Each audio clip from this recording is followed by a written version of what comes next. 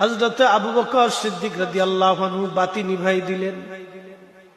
বাতি নিভাইয়া নতুন করে আরেকটা বাতি জ্বালাইলেন।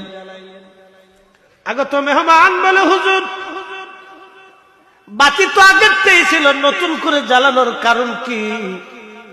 খলিফা ডাক দিয়ে বললেন, মেহমান, আগের বাতিটা ছিল সরকারি টাকার বাইতুল মাল থেকে আমার জন্য বরাদ্দ, ওটার তেলও বাইতুল মাল থেকে আমার জন্য বরাদ্দ, রাষ্ট্রীয় কাজের জন্য ওই প্রদীপটা আমাকে দেওয়া হয়েছে। আপনি তো আমার মেহমান, আপনি তো রাষ্ট্রের মেহমান না। আপনি আমার মেহমান, রাষ্ট্রের প্রদীপ জ্বালাইয়া যদি আমি আপনার সাথে গল্প করি, কিয়ামতের ময়দানে রাষ্ট্রের সম্পদ নিয়ে আমার মালিক আমার মাওলা যদি জিজ্ঞেস করে, আমি আবু বকর কি জবাব দিব? আসতে হয়ে গেল না? আরো জোরে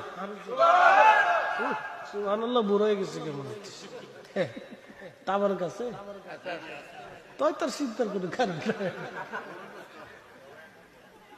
গরু গরু একসাথে বলে আল্লাহু আকবার। চিন্তা করেন তো,